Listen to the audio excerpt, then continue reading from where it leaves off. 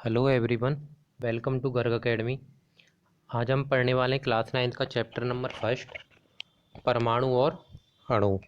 ठीक है, जिसमें आज हम पढ़ने वाले हैं परमाणु क्या है, रासायनिक संयोजन के नियम।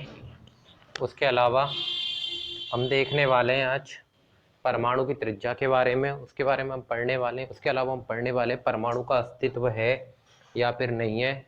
ठीक है, तो हम चालू करते देखते हैं परमाणु क्या है। ठीक है, परमाणु को समझने के लिए हम एक एग्जाम्पल की सहायता से परमाणु को समझते हैं। देखिए यहाँ से हमारे पास यहाँ पर कुछ एक मिट्टी का ढेर है। ठीक है, अगर मैं आपसे बोलता हूँ इस मिट्टी के ढेर से आपको एक कण निकाल के दे दीजिए। ठीक है, पहली बात तो वो कण आप निकाल नहीं पाओ, क्योंकि वो कुछ ऐसा होगा, ठीक है, आपको दिख भी नहीं रहा होगा। और निकाल भी लिया तो अगर मैं आपसे अब यहाँ पर बोलता हूँ इसके टुकड़े कर दीजिए, क्या कर दीजिए, टुकड़े कर दीजिए, तो क्या आप कर सकते हो? नहीं कर सकते। तो ये है क्या, क्या ये कण, पहले ये मुझे बताइए, क्या ये कण पदार्थ नहीं है? बिल्कुल पदार्थ है। दूसरे इस कण के बारे में हम क्या देख पा रहे हैं, कण क्या है, सूक्ष्मतम है। कण क्या है, सूक्ष्मतम है। ठीक है, कण क्या है, सूक्ष्मतम है। ठीक है, तीसरा हम कण के बारे में क्या देख पा रहे हैं, कण क्या है, अविभाज्य है। ठीक है, कण क्या है, अविभाज्य। यही तो है, कण क्या है, अविभाज्य। पहली बात हमने क्या देखी, कण सूक्ष्म है। दूसरा क्या देख रहे हैं, कण अविभाज्य है। और पहली बात जो ये कण है वो पदार्थ है, पदार्थ तो हर चीज ही है।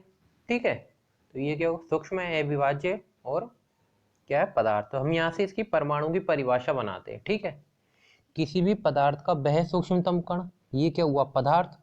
और पदार्थ का क्या, सूक्ष्मतम कण, जिसको विभाजित नहीं किया जा सका या अविभाज्य रहे, वो क्या है, परमाणु।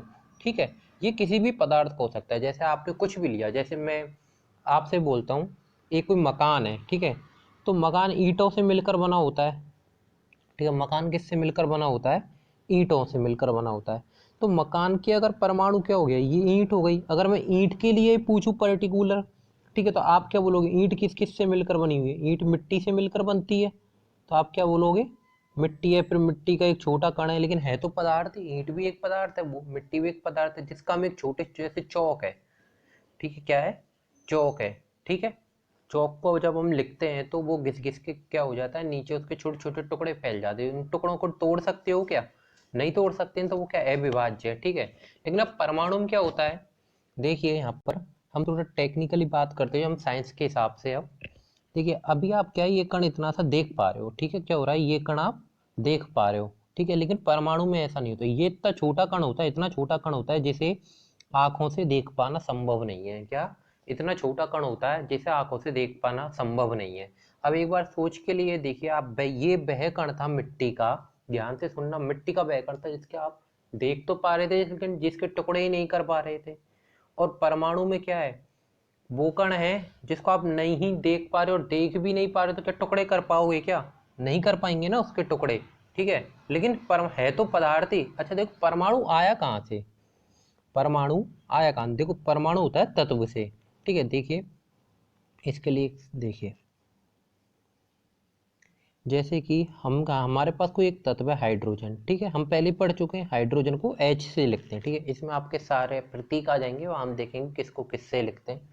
हाइड्रोजन को H से लिखते हैं। ठीक है, तो अब हाइड्रोजन क्या होता है, हाइड्रोजन इस तरह से परमाणुओं से मिलकर बना हुआ होता है। देखो इस तरह से ये परमाणुओं से मिलकर बना हुआ है, ये क्या है, हाइड्रोजन के परमाणु हैं। ठीक है, अब देखिए जैसे हम ब्रिक की बात कर रहे थे, ईंट की बात कर रहे थे, किसकी, ईंट की बात कर रहे थे। तो ईंट में क्या, अब ईंट में देखो क्या होता है, तत्व होते हैं, काफ़ी सारे तत्व होते हैं। ठीक है, जैसे आयरन भी होता है, लोहा भी होता है। ठीक है, बिल्कुल, ईंट में मिट्टी में की जो बनती है उसमें क्या होता है, आयरन भी होता है। बिल्कुल, अब आयरन क्या होता है, आयरन भी तो एक तत्व है। आयरन एफ ही लिखते हैं इसको, और ये भी क्या है, एक तत्व। अब ये भी क्या होगा, इस तरह से छोटे छोटे परमाणुओं से मिलकर बना हुआ होगा। ठीक है, तो क्या इन परमाणुओं को हम एक परमाणु निकाल लेते हैं इसका, तो हम इसका टुकड़े नहीं कर पाते। ठीक है, तो समझ में आ रहा है, अगर तत्व किससे मिलकर बने हुए हैं, परमाणुओं से। और परमाणु क्या है, किसी भी पदार्थ का सूक्ष्मतम कण है जिसे विभाजित नहीं किया जा सकते है, वो अविभाज्य है। ठीक है, तो परमाणु समझ में आ रहा है। परमाणु क्या हुआ, परमाणु किसी भी पदार्थ का वह उच्चतम कण है जिसे विभाजित नहीं किया जा सकता है, या विभाज्य परमाणु कहलाता है। ठीक है, आगे देखिए, परमाणु के लिए हम रासायनिक संयोजन का नियम पढ़ते हैं। देखो रासायनिक संयोजन के नियम से मतलब क्या है, जैसे मैं एक अभिक्रिया लिख देता हूँ, यहाँ पर क्या करता हूँ, अभिक्रिया लिख देता हूँ, जैसे C+O2 क्या बन जाएगा, CO2। C क्या है, कार्बन, कार्बन को C लिखते हैं, क्या है C, कार्बन। O2 क्या है, ऑक्सीजन। CO2 सबने पढ़ा है, कार्बन डाइऑक्साइड। ये तीनों सबने पढ़े, C कार्बन, O ऑक्सीजन और CO2 कार्बन डाइऑक्साइड होता है। ठीक है, कार्बन डाइऑक्साइड को CO2 लिखते हैं। अब देखिए इस अभिक्रिया में आप इसको क्या बोलते हो, ये क्या हुई, पूरी की पूरी अभिक्रिया। क्या बोलते हो इसको, पूरी की पूरी अभिक्रिया। अच्छा, उसके अलावा आपको जो जैसे कुछ प्राप्त होता है, जैसे आपने कुछ कार्य करा, ठीक है, जैसे आपको कुछ बनाना है, ठीक है, जैसे आपको कुछ भी बनाना है, तो आप क्या बोलोगे कि हाँ ये मैंने बना लिया, ये मुझे मिल गया, यही तो बोल सकते हो। क्या बोलते हो, ये मैंने आज बनाया है, ये आप सामने ला के रख देते हो कि ये मैंने बनाया है। तो बनाया है वो है क्या है, उत्पाद ही तो है। क्या बनाया आपने, जो भी थोड़ा बहुत मिला मिलू के, जैसा आपने कुछ भी जैसे फूड बनाया, ठीक है, तो उसमें कुछ मिलाया होगा और भी मिलाया होगा, ठीक है, तो वो मिलके क्या आया, उत्पाद आया। यहाँ पर जैसे हमने क्या करा, हमारे पास कार्बन था और क्या था, ऑक्सीजन था, इन दोनों को मिला के हमारे पास क्या आ गया, CO2। तो CO2 को हम क्या बोलेंगे, उत्पाद। हमारे पास जो भी आ जाता है इधर तीर के निशान की तरफ, ठीक है, वो उत्पाद होता है, वो हमें मिलकर प्राप्त हुआ है, कार्बन और ऑक्सीजन से मिलकर प्राप्त हुआ है। ठीक है, अब ये कार्बन और ऑक्सीजन क्या है फिर, कार्बन और ऑक्सीजन को बोलते हैं हम अभिकारक। क्या बोलते हैं, अभिकारक, अभिकारक। ठीक है, कार्बन और ऑक्सीजन को बोलते हैं हम अभिकारक, ये अभिकारक है। ठीक है, कार्बन और ऑक्सीजन को हम क्या बोलते हैं, अभिकारक बोलते हैं। ठीक है, यहाँ समझ में आ रहा है अभिकारक क्या है, अभिकारक ये दो पदार्थ हैं, ठीक है, जिनसे मिलकर बन रहा है, और जो प्राप्त हो रहा है वो क्या है, उत्पाद। और ये पूरी पूरा क्या है, अभिक्रिया। तीन शब्द हैं यहाँ पर, पहला अभिकारक क्या है, दूसरा उत्पाद क्या है, और तीसरा अभिक्रिया क्या है। ठीक है, अब रासायनिक संयोजन के नियम में क्या हुआ था, दो नियम दिए गए थे इसके अंतर्गत, पहला द्रव्यमान संरक्षण का नियम, दूसरा स्थिर अनुपात का नियम। आपके पेपर में डायरेक्ट पूछता है रासायनिक संयोजन के नियम लिखिए, तो उसमें क्या लिखना होता है, एक द्रव्यमान संरक्षण का नियम लिखना होता है, दूसरा स्थिर अनुपात का नियम लिखना होता है। तो हम पहले द्रव्यमान संरक्षण का नियम समझते हैं। ठीक है, देखिए द्रव्यमान संरक्षण का नियम क्या कहता है, इस नियम के अनुसार किसी रासायनिक अभिक्रिया में द्रव्यमान का ना तो सृजन किया जा सकता है, ना ही विनाश किया जा सकता है। ठीक है, इसको समझने की कोशिश करते हैं। ठीक है, देखिए हम मान लेते हैं हमारे पास जैसे हमारे पास हाइड्रोजन है, ठीक है, और ऑक्सीजन है, ठीक है, और इससे मिलके हमने क्या बना दिया, H2O बना दिया। H2O क्या होता है, जल होता है। ठीक है, हमने क्या बना दिया, जल हो गया। अब यहाँ पर मैं आपसे उत्पाद पूछूं तो उत्पाद क्या बताओगे आप, H2O उत्पाद है, हाइड्रोजन और ऑक्सीजन क्या है, यहाँ पर क्या है, हाइड्रोजन और ऑक्सीजन, यहाँ पर हाइड्रोजन और ऑक्सीजन है अभिकारक, और ये पूरी क्या है, अभिक्रिया है। ठीक है, अब द्रव्यमान संरक्षण का नियम क्या कहता है, आप जैसे मैं आपसे बोल रहा हूँ, आपने क्या करा, 2 ग्राम तो क्या मिलाया, हाइड्रोजन मिलाया, और 8 ग्राम क्या मिलाया, ऑक्सीजन मिलाया, और आपको 10 ग्राम जल प्राप्त हो गया। ठीक है, क्या करा, 2 ग्राम हाइड्रोजन मिलाया, 8 ग्राम ऑक्सीजन मिलाया, और क्या मिल गया, 10 ग्राम जल मिल गया। इसका मतलब क्या है, अगर आप यहाँ पर इनको टोटल करके देखोगे तो ये कितने आ रहे हैं, 10 ग्राम, और प्राप्त क्या हो रहा है, 10 ग्राम ही हमें ये प्राप्त हो रहा है, यही हो रहा है ना, क्या हो रहा है। इनको अगर हम देखना है यहाँ से, ठीक है, यहाँ से देखो, इनको अगर हम मिला देते हैं तो हमें क्या है, ये 10 ग्राम है, और उत्पाद भी क्या मिल रहा है हमें, 10 ग्राम मिल रहा है। ठीक है, तो इसका मतलब क्या हुआ, ये क्या था, अभिकारक था ना, ये क्या था, अभिकारक था। ठीक है, और ये क्या है, उत्पाद है। ठीक है, इसका मतलब क्या है, यहाँ पर, ठीक है, यहाँ पर क्या है, हम क्या देख रहे हैं, द्रव्यमान संरक्षण का। अब देखो वर्ड पर जाओ एक बार, द्रव्यमान संरक्षण मतलब द्रव्यमान का संरक्षण करना है। ठीक है, और यहाँ पर द्रव्यमान क्या है, हाइड्रोजन का द्रव्यमान तो है 2 ग्राम, ऑक्सीजन का द्रव्यमान है 8 ग्राम और प्राप्त हुआ 10 ग्राम। तो द्रव्यमान संरक्षण से मतलब क्या है कि द्रव्यमान हमेशा स्थिर रहता है, मतलब स्थिर रहने से मतलब फिक्स है। जैसे कि आपने अभिकारक का द्रव्यमान, अगर आपका कुल द्रव्यमान 10 ग्राम आ रहा है तो आपको उत्पाद भी 10 ग्राम ही आएगा। ऐसा नहीं है कि अभिकारक 10 ग्राम आ जाएगा और उत्पाद आपको 11 ग्राम प्राप्त हो जाएगा। द्रव्यमान संरक्षण के नियम का मतलब यही है। देखिए हम एक बार परिभाषा पढ़ते हैं, परिभाषा को समझते हैं, इसकी को क्या बोलती है इसकी परिभाषा। ठीक है, देख क्या लिखे, क्या लिखा हुआ है। इस नियम के अनुसार किसी रासायनिक अभिक्रिया में द्रव्यमान का ना तो सृजन किया जा सकता है ना ही विनाश। तो ये क्या हुई, पहली बात तो देखिए ये क्या हुई, ये तो हो गई रासायनिक अभिक्रिया। पहला वर्ड समझ में आ रहा है, ये क्या हो गई, रासायनिक अभिक्रिया। ठीक है, ये क्या हो गई, रासायनिक अभिक्रिया। रासायनिक अभिक्रिया में ये क्या हो गए, इसके द्रव्यमान हो गए। अब द्रव्यमान का ना तो सृजन किया जा सकता है ना ही विनाश। इसका मतलब इसका 2 ग्राम है तो 2 ग्राम रहेगा, इसका 8 ग्राम है तो 8 ग्राम रहेगा, इसका 10 ग्राम है 10 ग्राम ही प्राप्त होगा। इसका मतलब क्या है, अगर अभिकारक का कुल द्रव्यमान बराबर उत्पाद का कुल द्रव्यमान ही रहेगा। यहाँ से द्रव्यमान को बदला नहीं जा सकता। ये क्या है, द्रव्यमान संरक्षण का नियम है। ठीक है, समझ में आया। आगे देखते हैं, आगे हम स्थिर अनुपात का नियम पढ़ते हैं। ठीक है, स्थिर अनुपात का नियम क्या बोलता है हमसे, देखिएगा। ठीक है, देखिए स्थिर अनुपात के नियम के लिए हम मान लेते हैं, वही एग्जांपल लेते हैं। हमारे पास जैसे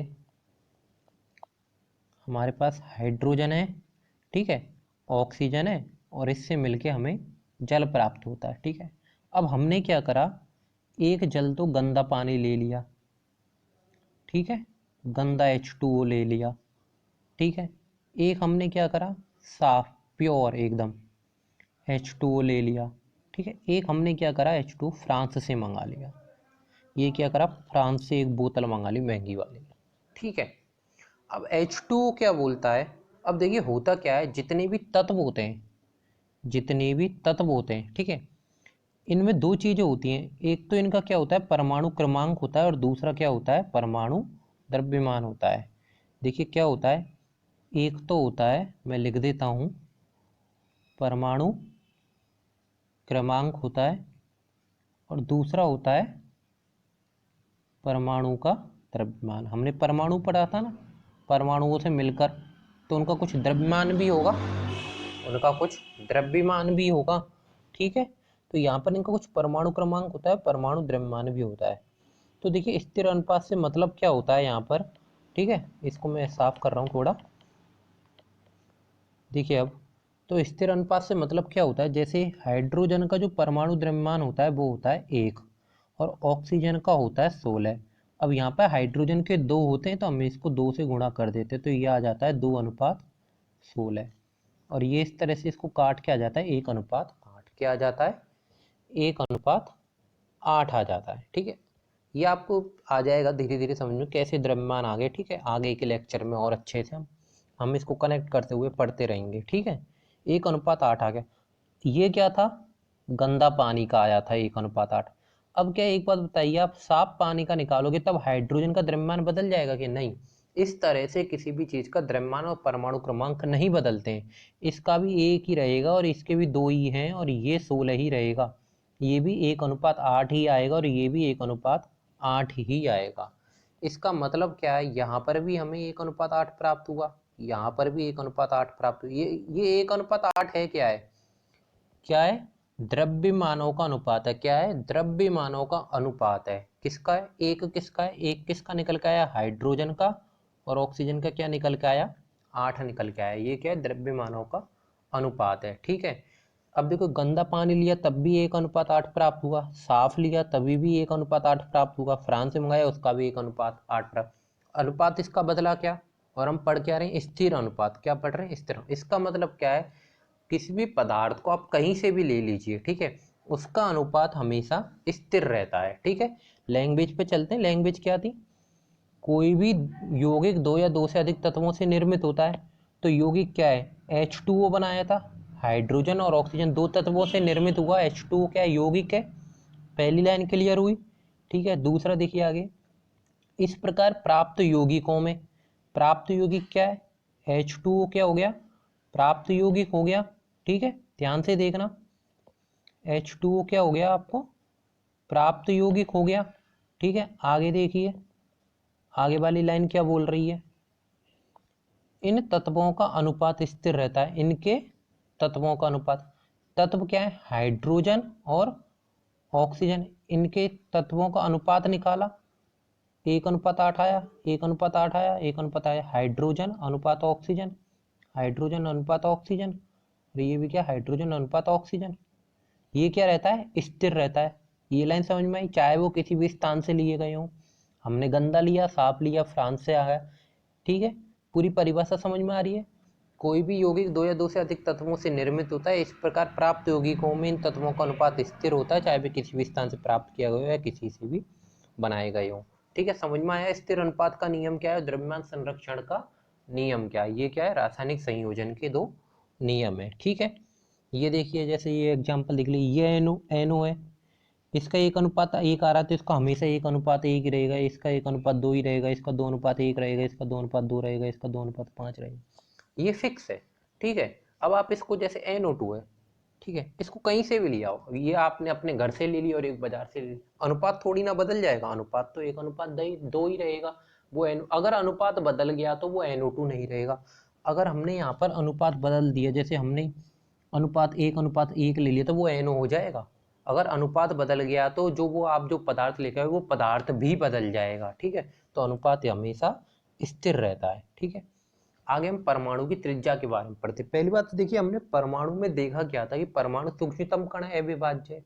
इसको आंखों से हम नहीं देख सकते, क्या नहीं कर सकते, आंखों से नहीं देख सकते। अब इतना छोटा, और इसकी भी त्रिज्या, ठीक है, तो इसकी त्रिज्या उतनी छोटी होगी। पहली बात तो इसको नैनोमीटर में मापते हैं, उतनी छोटी होगी, तो इसको हम बोलते हैं 10⁹ नैनोमीटर। क्या, 10⁹ नैनोमीटर। ठीक है, इस तरह से इसकी त्रिज्या होती है। अब देखो, दो दो परमाणु है इस तरह से, ये इसकी आर हो गई, ये इस वाले की आर हो गई, टोटल क्या हो गई, डी हो गई ना। ये तो इतनी तो मैथ आती होगी आपको, टोटल क्या होगी, R+R डी हो गई, और इसी को R = D/2 लिख दिया, बात वही है।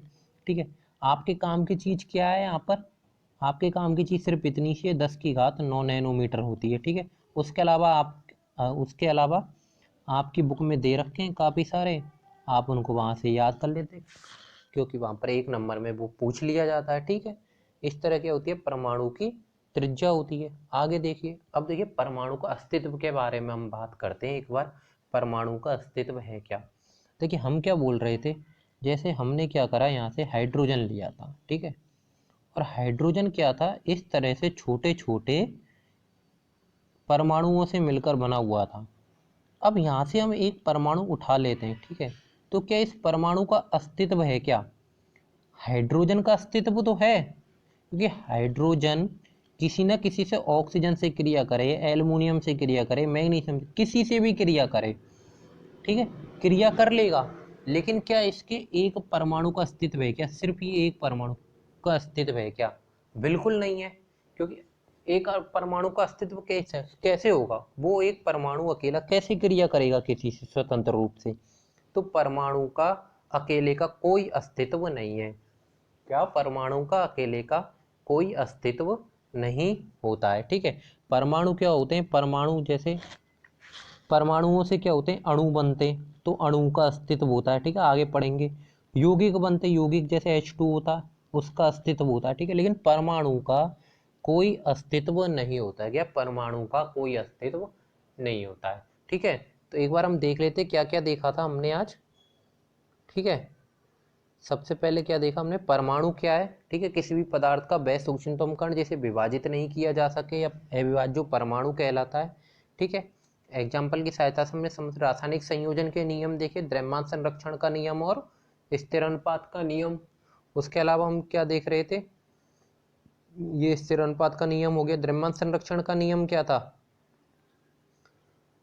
इस नियम के अनुसार किसी रासायनिक अभिक्रिया में द्रव्यमान का ना तो सृजन किया जा सकता है, ना ही विनाश। स्थिर अनुपात का नियम क्या था, कोई भी यौगिक दो या दो से अधिक तत्वों से निर्मित होता है। इस प्रकार प्राप्त यौगिकों में इन तत्वों का अनुपात स्थिर होता है, चाहे वे किसी भी स्थान से प्राप्त किया गया हो या किसी से बनाया गया हो। उसके अलावा हमने क्या देखे थे, एग्जाम्पल देखे थे, परमाणु की त्रिज्या देखी 10⁹ नैनोमीटर होती है। परमाणु का अस्तित्व नहीं होता है स्वतंत्र रूप से। इस तरह से क्या होता है, हमारा यहाँ पर परमाणु खत्म होता है। हमने परमाणु के बारे में जो भी पढ़ना था हमें यहाँ पर परमाणु के बारे में सब कुछ पढ़ लिया है।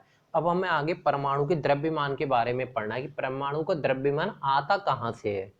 क्या परमाणु का द्रव्यमान आता कहाँ से है, ठीक है। जो सापेक्ष परमाणु द्रव्यमान होता है ये आ कहाँ से जाता है, ये कैसे निकालते हैं हम इस द्रव्यमान को। जैसे हम बात कर रहे थे ना अभी तक, परमाणु द्रव्यमान अनुपात निकाल दिए थे, स्थिर अनुपात, ठीक है। तो ये निकालते कहाँ से, आ कैसे जाता है, ठीक है। ये हम नेक्स्ट लेक्चर में पढ़ेंगे। धन्यवाद। वीडियो अच्छी लगी तो चैनल को सब्सक्राइब करना और शेयर करना ना भूलें। Thank you.